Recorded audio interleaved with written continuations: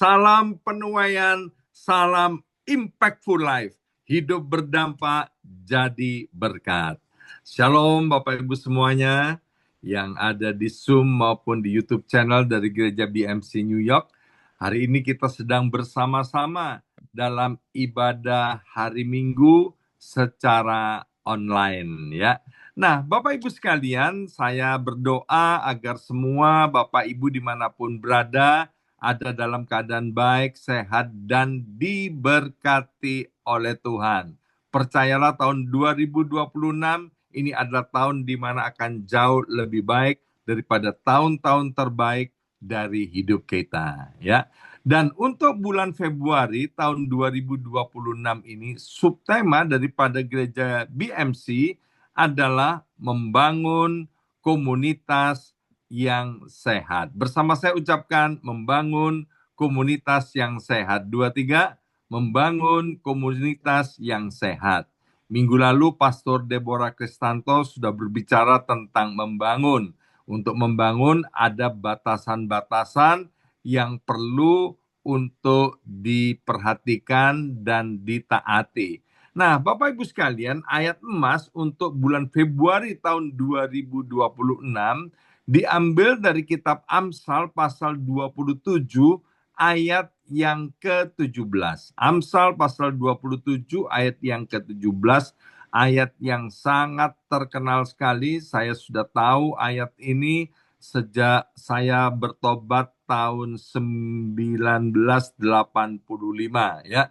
Ini adalah ayat yang kemudian sering diajarkan di mana saya tertanam di gereja lokal di Indonesia pada waktu itu. Ayo kita baca bersama-sama Amsal 27 ayat 17. 2, 3. Besi menajamkan besi, orang menajamkan sesamanya. Maka itu saya beri judul renungan saya pada hari ini adalah besi menajamkan besi. Bapak Ibu yang dikasihi oleh Tuhan, komunitas yang sehat adalah komunitas yang mana membentuk orang-orang yang biasa-biasa saja, kemudian menjadi orang yang luar biasa.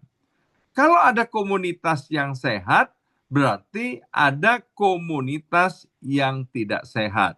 Ciri-ciri daripada komunitas yang tidak sehat adalah kumpul-kumpul, makan-makan, kemudian pulang rumah, dan ulangi lagi. Tidak ada visi, tidak ada tujuan rohani.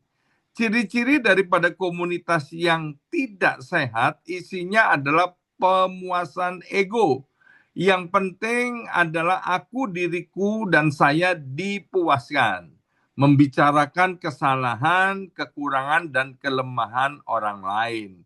Tidak mau ditegur, isinya sakit hati, gampang terluka, gampang tersinggung, childish, dan juga banyak kepalsuan. Ya, bukan Tuhan yang ditinggikan, tapi egonya yang ditinggikan.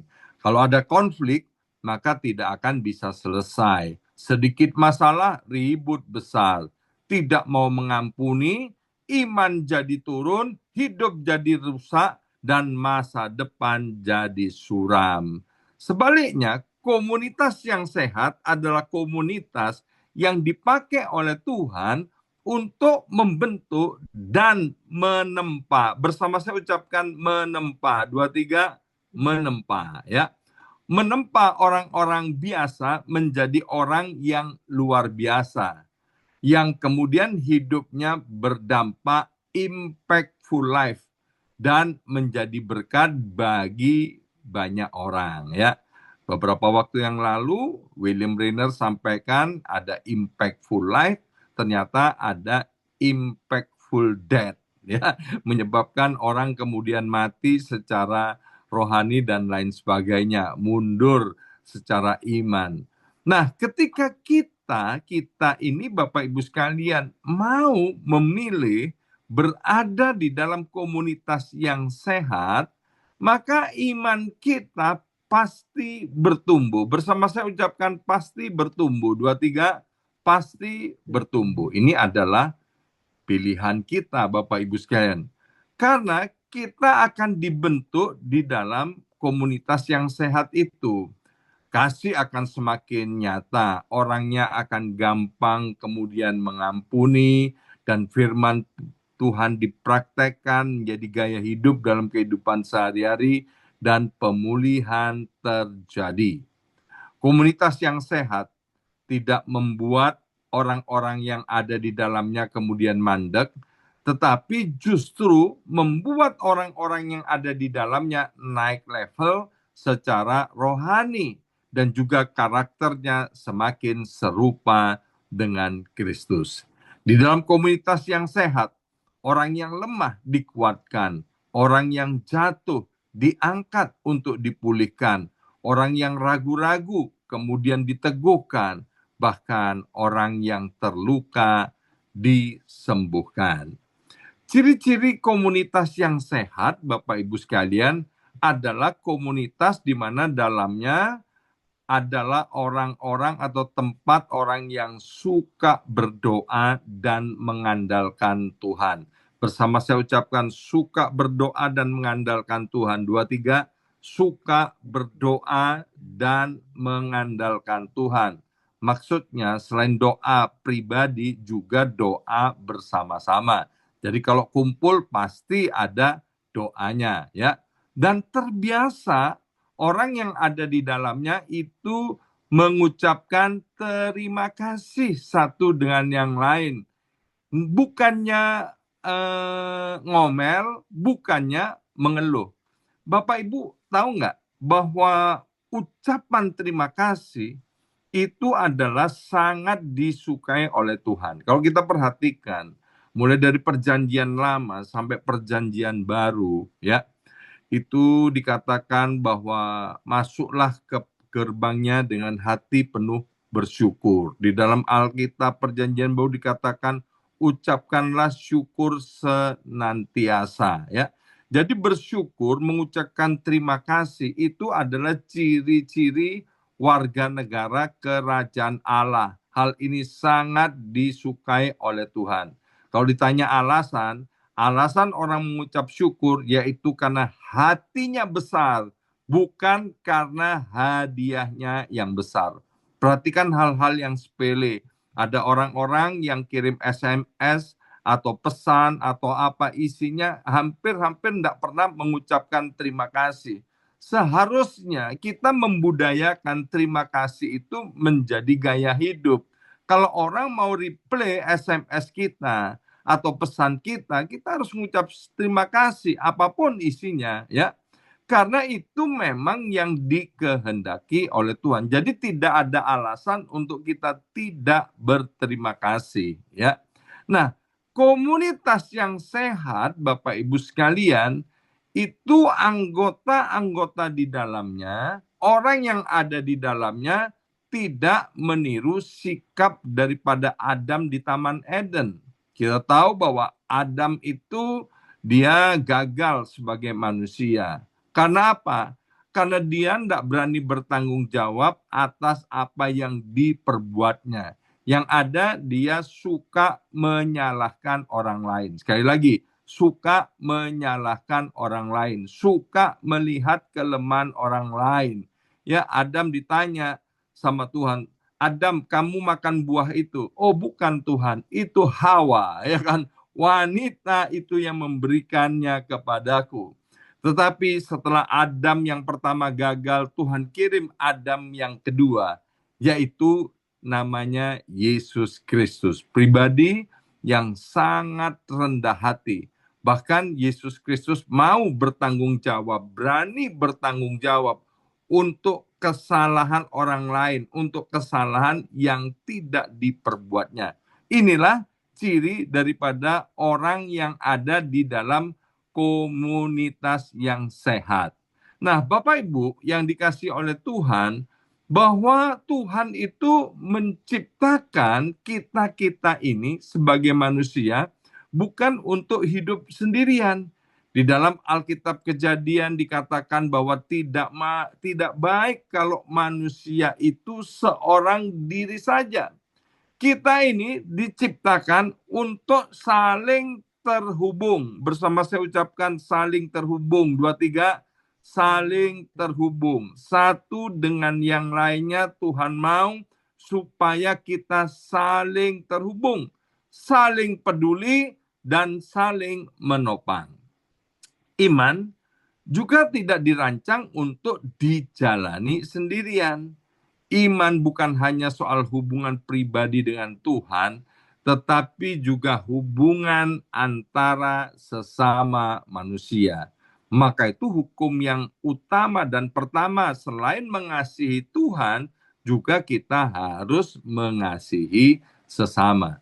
Dan pertumbuhan serta kedewasaan rohani seseorang tidak pernah terjadi dalam isolasi atau kesendirian.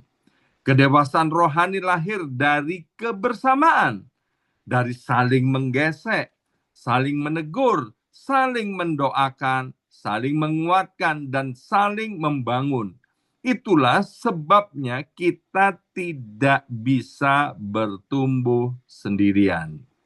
Orang yang berjalan sendirian mudah lelah, Bapak Ibu sekalian.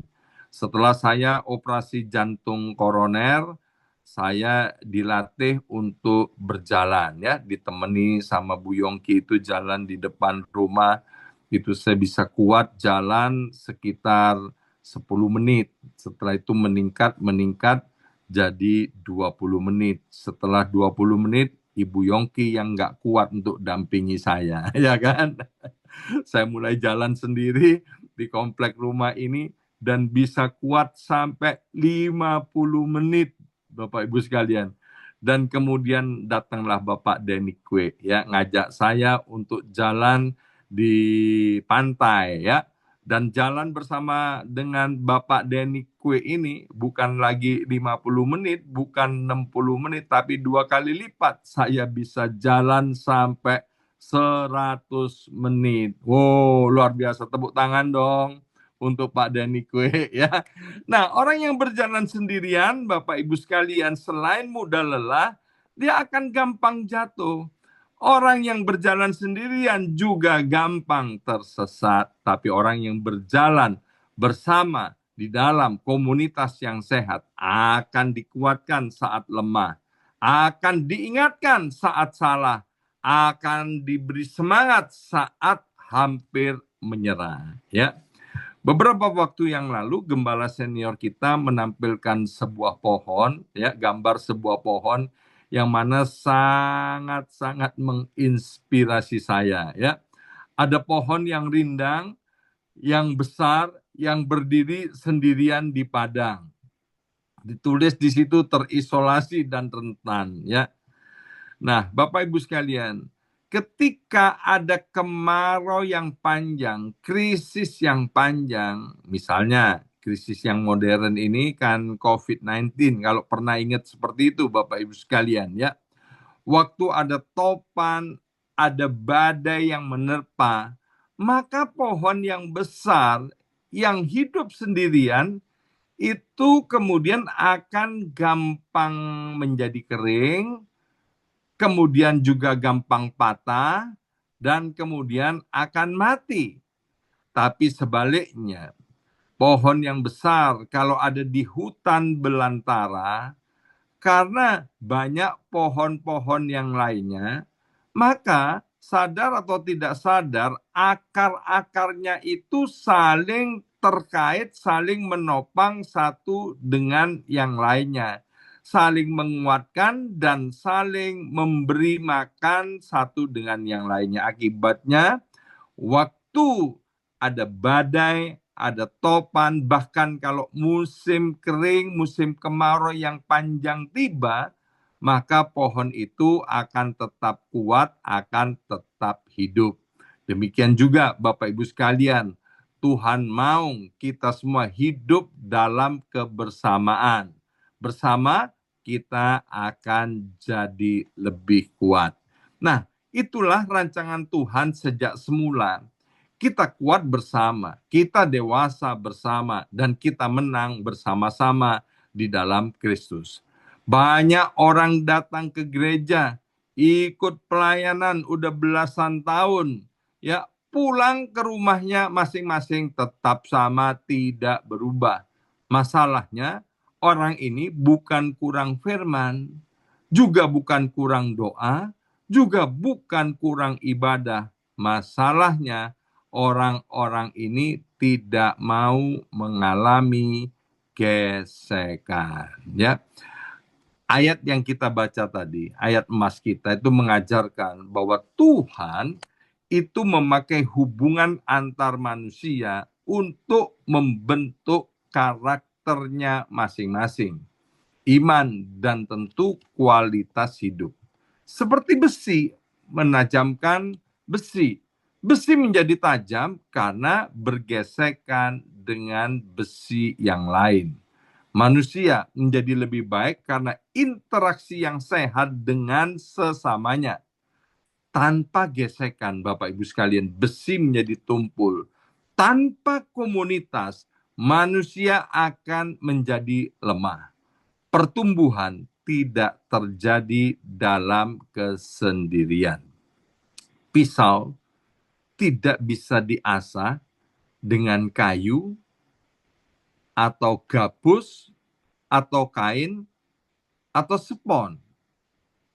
Pisau harus diasah dengan batu asahan atau besi lain. Artinya, yang membuat kita ini orang Kristen bertumbuh biasanya bukan ketemu dengan orang-orang yang lembut, tapi ketemu dengan orang-orang yang keras dan jujur.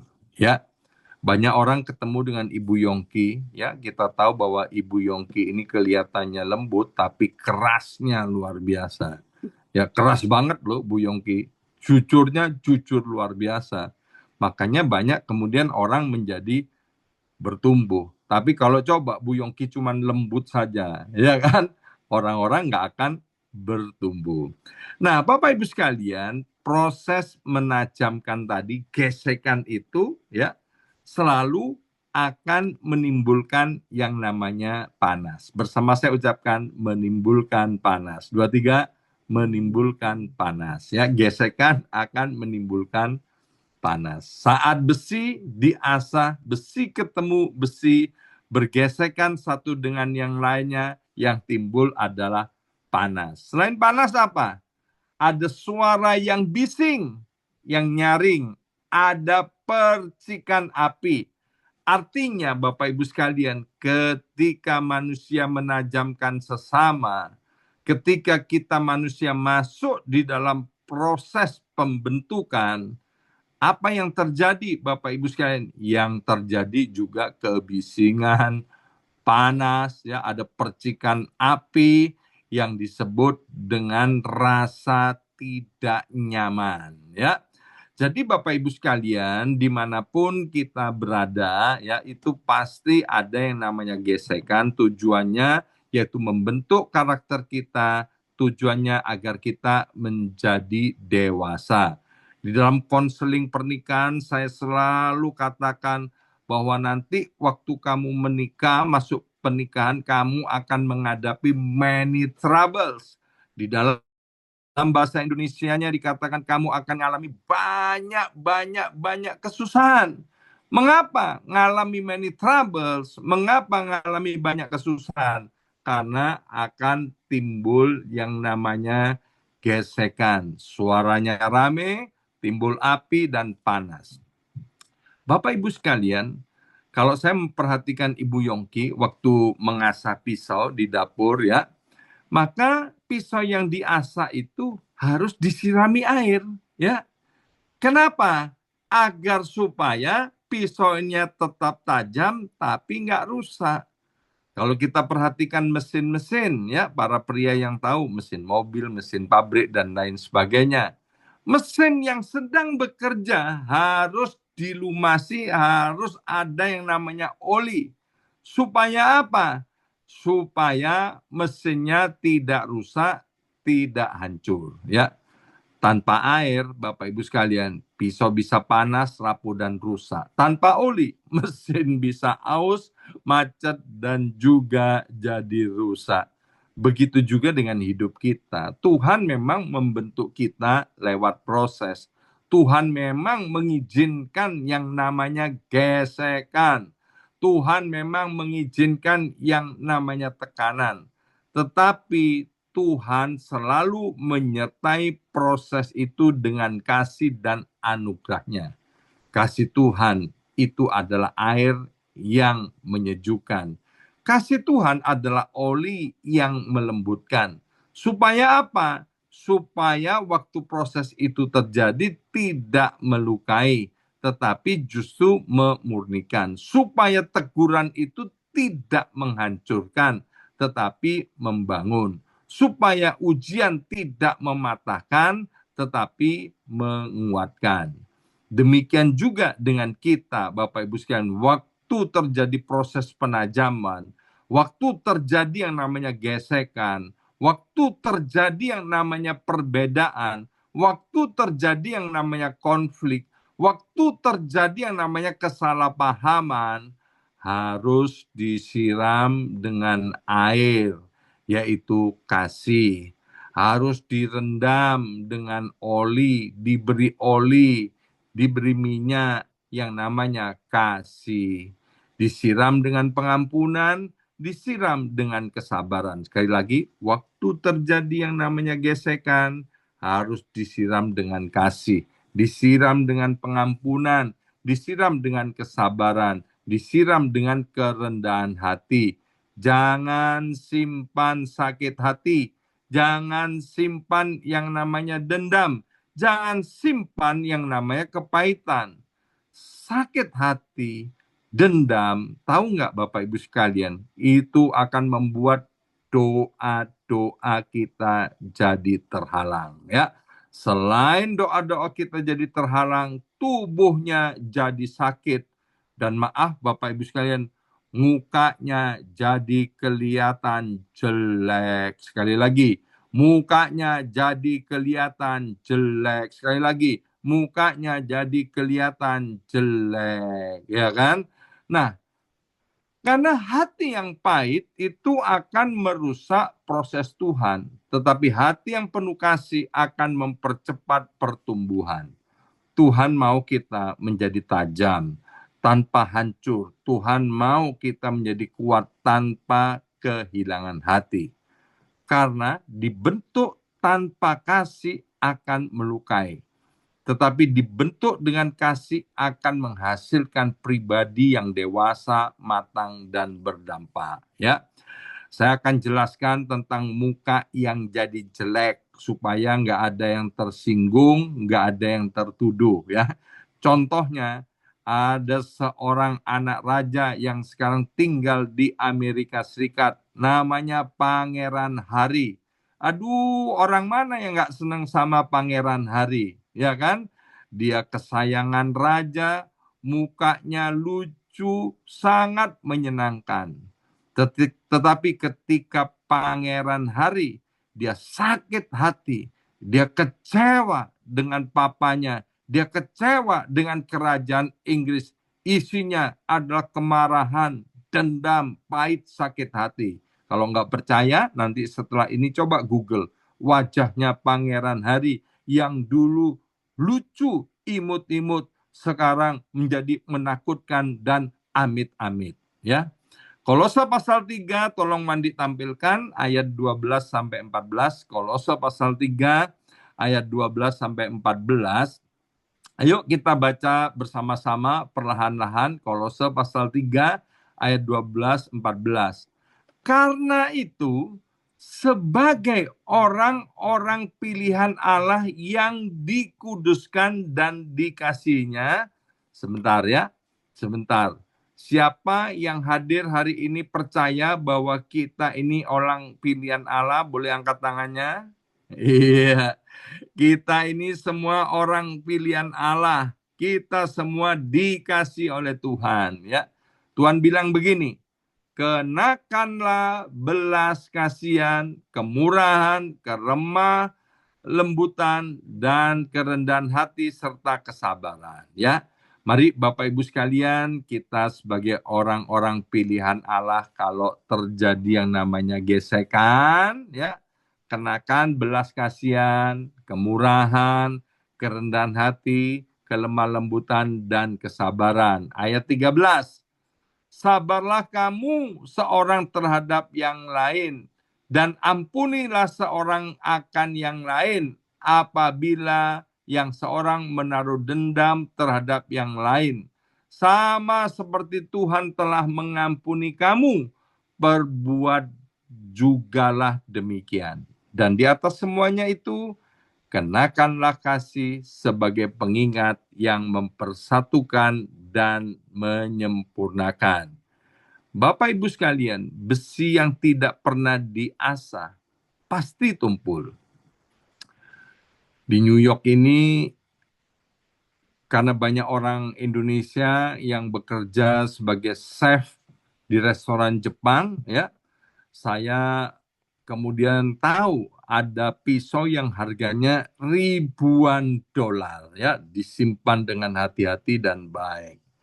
Nah, ternyata pisau yang ribuan dolar itu juga perlu diasah. Kalau tidak diasah, maka tidak ada gunanya dan tidak bisa berfungsi secara maksimal. Demikian juga mungkin kita merasa sebagai orang Kristen yang sangat diberkati, mungkin kita kaya, kita menempuh pendidikan yang tinggi lebih daripada orang yang lain, ya.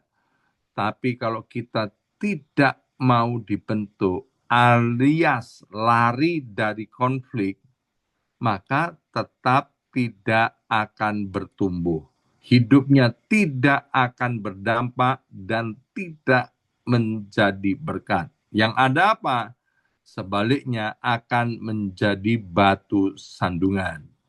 Bapak Ibu sekalian, saya mau katakan sekali lagi, seringkali saya berkata, kita tidak bisa jaga mulut orang, kita tidak bisa jaga hatinya orang, kita tidak bisa jaga sikapnya orang. Yang kita bisa jaga adalah mulut kita sendiri.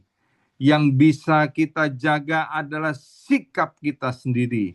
Yang bisa kita jaga adalah hati kita sendiri. Jangan berharap kita bisa merubah orang lain, ya, merubah diri sendiri aja repotnya luar biasa. Kok mimpi mau merubah orang lain, ya. Maka itu bulan lalu temanya adalah berani berubah, ya. Jadi hari ini Bapak Ibu sekalian, ketika kita belajar tentang komunitas yang sehat, ini bicara bahwa waktu terjadi yang namanya gesekan, penempaan, maka respon itu penting sekali. Kemarin waktu doa pagi, William sampaikan tentang what would Jesus do? WWJD, ya. Ini sangat terkenal sekali dulu waktu anak-anak saya masih SD, ya. Ini sempat dibagi-bagikan gelang, ya, untuk dipakai. Nanti sore saya juga akan bagi-bagikan gelang WWJD. Maka itu pastikan Bapak Ibu untuk hadir. Saya sudah siapkan cukup banyak sehingga tidak mungkin tidak kebagian, ya, termasuk anak-anak sekolah minggu nanti saya akan bagikan secara cuma-cuma. What will Jesus do? Apa yang akan Yesus lakukan jika Yesus ada di posisi saya sekarang, ya? What will Jesus do? Apa yang akan Yesus lakukan jika Yesus ada di posisi saya sekarang ini? Ini adalah pernyataan dan gerakan rohani yang sangat terkenal bagi orang-orang percaya pada waktu itu, yang bisa menolong banyak orang untuk mengambil keputusan agar keputusan itu sesuai dengan kehendak Tuhan.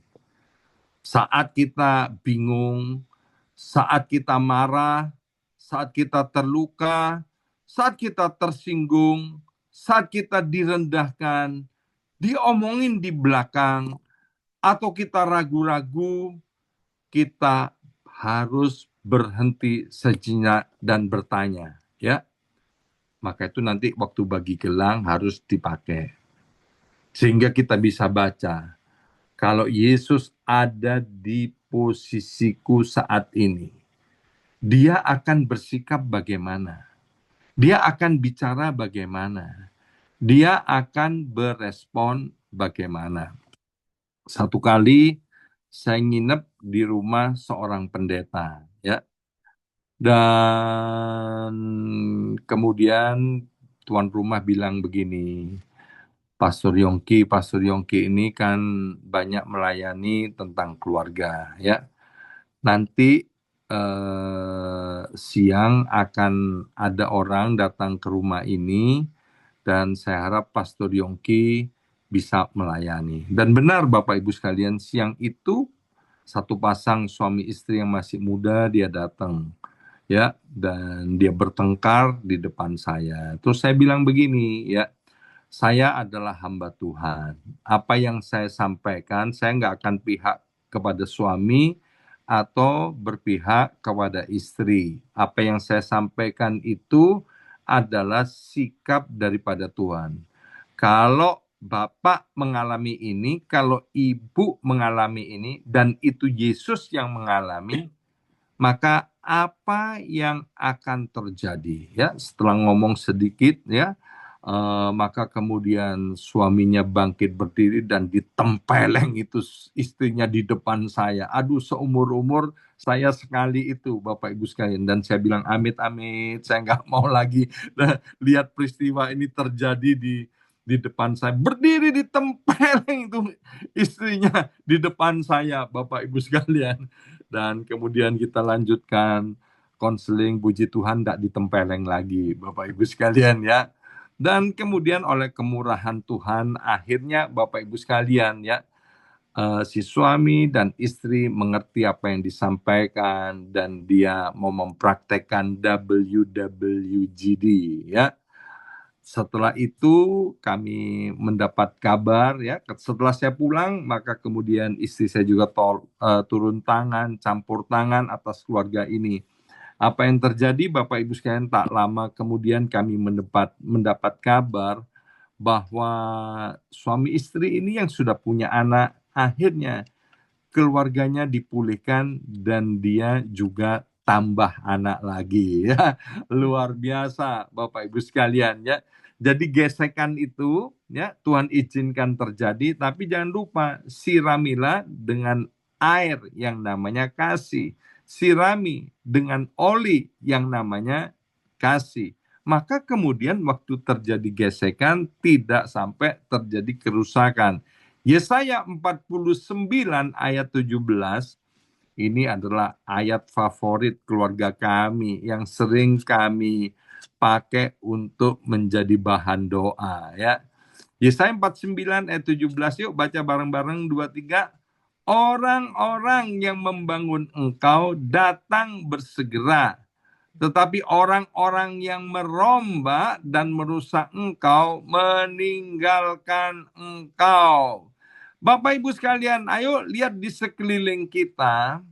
Kalau kita masih lihat orang-orang yang menyebalkan, orang-orang yang bencekno, ya. Bahkan kita bilang, waduh orang ini repot. Dijemur ndak kering, dimasukkan ke air ndak basah. Ada jenis-jenis yang membandel. Ingat Yesaya 49 ayat 17. Itu artinya Tuhan sedang kirim orang ini untuk membangun kita. Beberapa waktu yang lalu saya sampaikan itu adalah guru kita. Guru apa? Guru dalam kesabaran. Guru apa? Guru dalam pengampunan. Guru apa? Guru untuk mempraktekkan kasih. Nanti percayalah kalau tugas orang itu selesai, dia akan pergi dengan sendirinya meskipun kita tidak mengusirnya. Ya, Tuhan membentuk kita-kita ini, Bapak Ibu sekalian, melalui kebersamaan. Kalau kita mau berada di komunitas yang benar, komunitas yang sehat, maka kita akan bertumbuh, disembuhkan, dibentuk, akan dipakai oleh Tuhan dengan luar biasa. Kalau kita berada di komunitas yang salah, yang lembek, yang nggak mau menegur kita, Bapak Ibu sekalian, yang nggak mau saling menasihati dan mendoakan, kita akan lemah, jatuh, mandek, bahkan rusak. Ayat yang terakhir, Yakobus 1 ayat 12a dalam terjemahan sederhana Indonesia.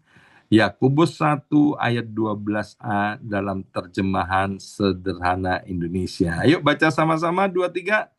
Setiap kalian yang bertahan ketika keyakinanmu diuji oleh Allah lewat kesusahan, lewat konflik, lewat besi menajamkan besi. Hendaklah kamu bersukacita, karena kamu benar-benar akan diberkati Allah. Sebelum berdoa, tolong dipentelengi. Ya, tolong lihat baik-baik ayat ini. Maka itu Bapak Ibu sekalian, kalau terjadi konflik, besi menajamkan besi, ayo please jangan ada yang menghindar. Ya, justru disitulah kita harus menyirami dengan air, dengan oli, mempraktekkan yang namanya kasih, mempraktekkan pengampunan, dijalani dengan bersukacita. Kenapa harus dijalani dengan bersukacita? Ayat ini berkata, karena kamu benar-benar akan diberkati oleh Allah. Mari kita berdoa. Kami bersyukur ya Abba ya Bapa, kalau gesekan demi gesekan masih kami alami hari ini. Terima kasih untuk orang-orang yang Tuhan pakai untuk menggesek kami. Karena kami akan dibentuk serupa dengan Kristus. Dan sesuai dengan firman Tuhan, biarlah Allah Roh Kudus menolong kami untuk kami terus bersukacita ketika proses pembentukan ini berlangsung. Karena firman-Mu berjanji, menjamin bahwa kami akan benar-benar diberkati oleh Allah. Terima kasih Bapa. Bila Roh Kudus memampukan setiap kami, bukan hanya sebagai pendengar, tapi pelaku firman Tuhan dengan setia. Terima kasih Bapak. Berkati setiap anak-anak-Mu yang sudah melayani hari ini. Dan kami juga mau serahkan ibadah nanti jam 6 sore, baik sekolah minggu, ibadah youth Tuhan, ibadah remaja pemuda, ibadah umum. Biarlah Tuhan lawat sedemikian rupa. Para pelayan Tuhan diberkati oleh Tuhan, sehingga dapat menyalurkan sorga kepada seluruh jemaat. Sehingga kalau ada yang lemah datang, mereka dikuatkan. Yang susah dihiburkan, bahkan yang sakit mengalami mujizat kesembuhan. Yang mereka sedang bingung, membutuhkan jawaban, maka mereka akan mendapatkan jawaban daripada Tuhan. Mari angkat kedua belah tangan kita, arahkan wajah kita ke surga, terima dengan iman, berkat dan rahmat dari Allah Bapa, di dalam nama Yesus dan persekutuan yang manis dengan Roh Kudus-Nya. Tuhan memberkati roh, jiwa, dan tubuh kita. Roh kita terus on fire di dalam Tuhan. Tubuh kita mengalami mujizat kekuatan, kesembuhan. Keluarga rumah tangga kita dipulihkan. Usaha pekerjaan keuangan kita mengalami breakthrough, terobosan. Pendidikan anak-anak kita akan menjadi anak-anak yang berprestasi. Tuhan menyertai melindungi kita, sehingga kita kemana saja keluar masuk, aman dalam perlindungan Tuhan yang sempurna. Dalam nama Yesus, yang percaya, terima berkat ini dengan iman, dan katakan amin 3 kali. Amin, amin, amin.